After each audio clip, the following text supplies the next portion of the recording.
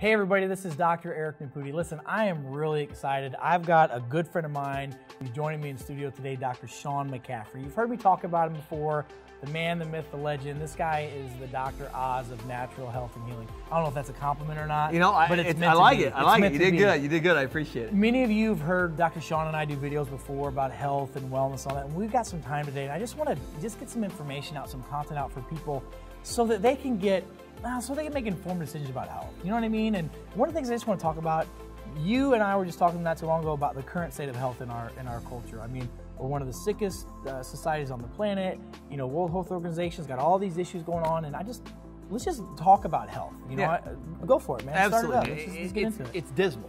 It's dismal. You know, yeah. our current health status, our current health state is a catastrophe. Yeah. We are a society, a population of people who are sick that have been told we're sick.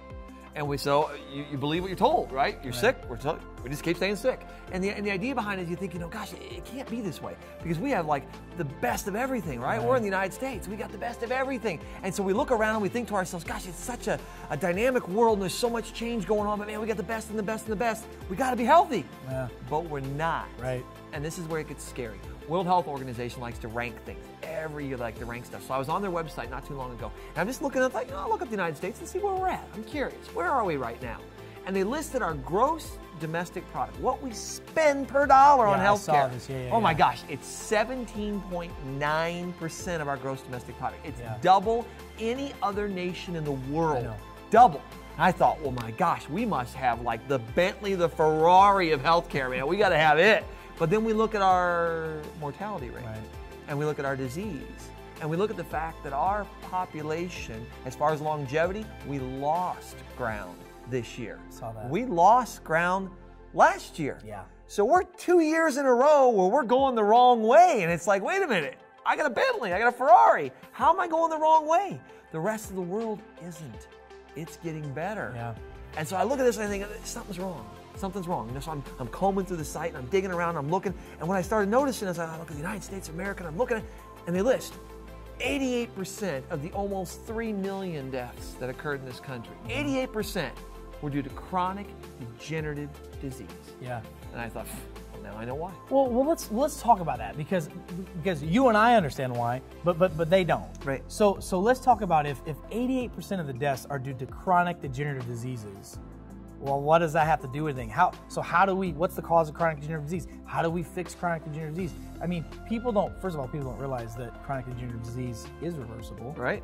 And most of it's lifestyle oriented, not just what you eat and how you exercise, but lots of variables. And people also don't realize is that, we do have the Bentley and Cadillac of healthcare with 1% of healthcare, trauma care, gunshot wound, we're great. We rock star that. But the 99% of everything else we suck at, right?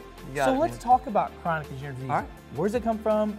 Tell me more about it. Yeah, you go back to the basics, right? You go back to the basics, you think, okay, I'm a caveman. I'm sitting in my cave and I'm thinking, it's dark in here. Right. It's really dark in here. And I hear something. And I'm like, is that water? Is it gonna rain? Am I gonna drown in here? It's a stress. Yeah. And all of a sudden I hear something across the ground and I'm like, oh my gosh, it's another stress. Right. So I start making fire. I'm rubbing sticks together and all of a sudden, whoo, I can see. And now I'm like, oh, it's just a pool over here. And that was my fur moving across the ground. Sure. So whoo, nothing's trying to eat me. Right. And then I walk out of my cave and I look around and all of a sudden I hear a roar. And here comes a bear. And I'm thinking, oh, back into the cave. Right. It's a stress, right? We're in a stressful world.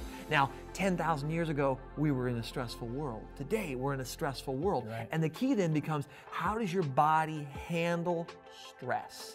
And so we have to look at stress for more than what it is. It's not just emotional, like you just mentioned, right? There's physical things that go wrong. We fall, we trip, we slip, we have traumas and accidents. We eat things funny. Right?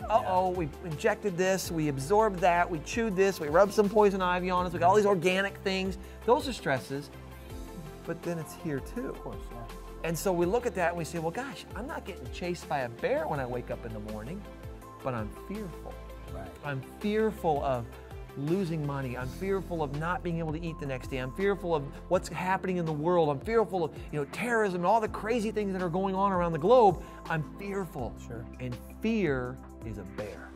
Well, I mean, even the American Medical Association, which I don't agree with everything they say, says that stress is the #1 cause of sickness, disease, and killer on the planet. I mean, that's what they say. And so I mean, gosh, who's not stressed out on the planet, you know? And, and I don't remember the statistic, but it was high. It was like in the 80s or maybe even 90s.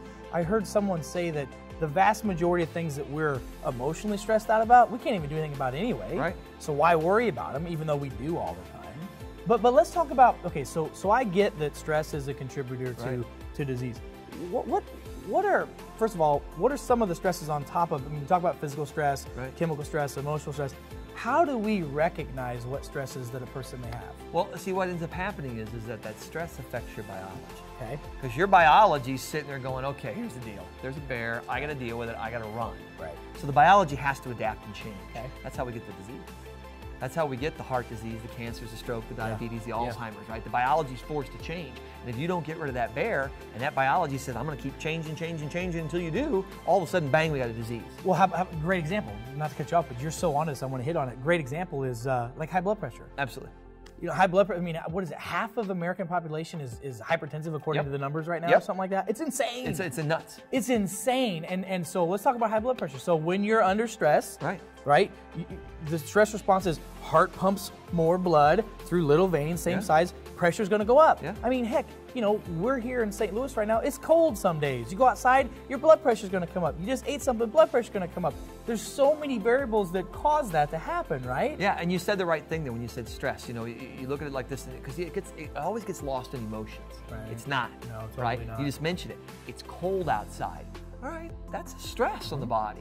So let's take every stress is a bear or a tiger, right? Every stress is something trying to eat us. So when we get cold all of a sudden, your brain doesn't know the difference between bear and, oh, it's 12 below. Right. It thinks the same thing. So the biology reacts the same way. So we look at blood pressure and we think, okay, if I had to run from a bear, what part of my body needs most of the fuel?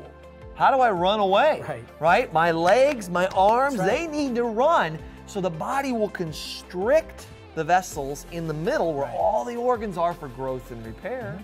And it'll run all that blood out to the extremities for protection. Sure. But the body doesn't do protection and growth and repair at the same time very well. That's right. It struggles. Well, you think about this too. When you're under stress and you send blood vessels, blood supply to the extremities and goes away from here, guess what you can't do? You can't digest.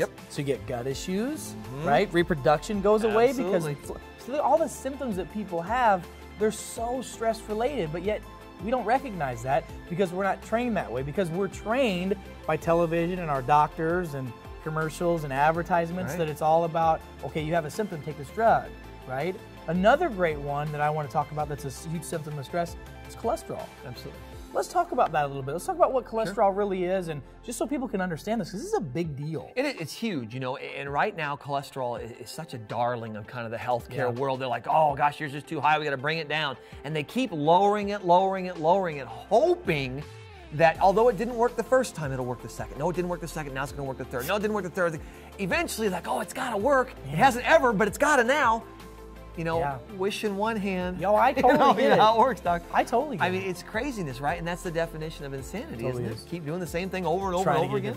There you go, man. That's what it is. So we look at cholesterol, and we think, okay, what is it? What is it all about? It's proteins and fats. That's what it's really made from. It's proteins and fats. And your body uses cholesterol to make most of your stress hormones. So we go back to that idea and think, okay, I'm being chased by a bear. Something's got to tell the body to run. These hormones kick in. And cholesterol is the key ingredient to make those hormones. So if you're baking a stress cake, you need eggs, flour, and milk. Cholesterol is the flour and the milk. It's there. It's what you have to have. So we say, well, gosh, if it's high in someone, they're probably running from a bear, and they don't even know it. And not only that, but the symptoms they have. Now they see these commercials that talks about low testosterone and low sex drive and low this, and I'm gonna go get a shot in the butt of a synthetic testosterone. It's gonna, no, the stress threw off the cholesterol, which now throws off the hormones. Absolutely, it throws off the whole system. And massively. So again, what we're talking about is cause-based care. you know, think about the brain. What percentage of the brain is cholesterol? I mean, it's huge. Oh, it's a massive consumer of it. You look at that, you think, okay, who uses the most cholesterol? Your stress hormones, and the brain is the largest consumer of it in the human body, and that's why when people take all their drugs for all their cholesterol-lowering things, one of the main side effects they see, dementia. Yeah. Starts setting in because you're blocking cholesterol from getting to that brain, and all of a sudden you can't remember who you are. Yeah. Yeah, that's when the senior moments start kicking That's in. exactly A lot of times right. it's stress screwing up the cholesterol, which causes those symptoms. So, You got it. And you guys, we're not against drugs. We're not saying go home and throw your stuff away. What we're saying is let's find the freaking cause of the problem. Absolutely. So let me ask you this. So when people come to your office, they come to your offices and they see you, they talk to you about their symptoms. How do you go about looking to find out what's the stressor that causes their individual symptoms or problems they've got? Yeah, the rule is examine, examine, examine. Yeah, totally. You have to. You got to examine, examine, examine. You know, in my practice, I use an integrated urinalysis panel. That is the gold standard for me because it lets me know what is the body holding on to, what is it throwing away. I get to see epigenetically how is their body trying to adapt and stabilize itself in their environment. So I can go through that and say, Mrs. Smith, your cholesterol's too high, you've got heart disease, you know, you're not sleeping at night, you have a fever going on. Where's your body getting pushed the hardest? And once I see that, now I can say, okay, wow, I've got a blueprint, I've got a starting point, and then of course you know, doc, you've got to put your hands on it. Of course, You got to put your 100%, hands on it. So you start running exams. You palpate that body, you touch, and when you touch, it's tell, right? It's like show and tell when you were a kid. 100%. Touch and tell is what we do, right? Yeah. So you touch and tell, you use labs to back that thing up, and once you get yourself in the right frame of mind, the right set, you can see what's happening, that's when the miracles happen. Yeah, and I know that we'll say this lightly, but it's true. It's not that hard to get sick people well if you know what you're looking for, and they got to be willing to do what it takes to get better. Have to. You go back to, I heard something a while back, and if you get biblical, you start thinking about that. You talk about what Jesus said, and Jesus said, if you guys can do what I do. Yeah, for sure. You have the capability to do what I do, but he had a caveat. You must believe. Yeah. If you do not believe, you cannot do what I do. It's true. And I look at that and I think, man, what did he do? Put his hands on people. He healed people. Yeah.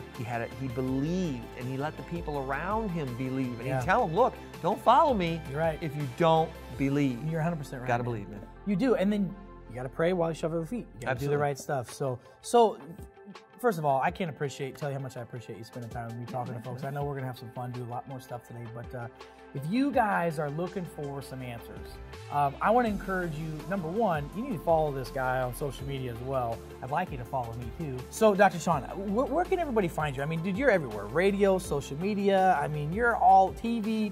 Where can people find you at? Yeah, we're trying to revolutionize healthcare. We're trying to change the whole thing, man. And to do that, you have to be accessible. And you know this. You're all over the place as well, right? Yeah. So I've done a radio show for 18 years. It's 1450 AM. It's WFMB up in Springfield. It's 107.1 FM. Every Saturday morning we podcast, we stream, we're on YouTube. Of course, we got our Facebook page that we do for everyone. Just look under Dr. McCaffrey, you'll find us. We also have a great webpage that we do under McCaffreyhealth.com. You can also catch us Wednesday mornings on Fox. We do a Wellness Wednesday segment. Yeah, awesome, guys. Well, listen, I hope you appreciated this. I mean, part of what we do is we surround ourselves with like-minded doctors so that we can help you, help others, help your friends, your family, your loved ones. Listen, follow us on social media, Facebook, Twitter, all over the place. Please, we're here to serve you, serve your families. You found out where to find Dr. McCaffrey. You guys can follow us as well, NeputeWellness.com. You know how to get a hold of us. We're here to help you. Love and appreciate all of you. Look forward to talking to y'all very soon. Have a great day. Bye.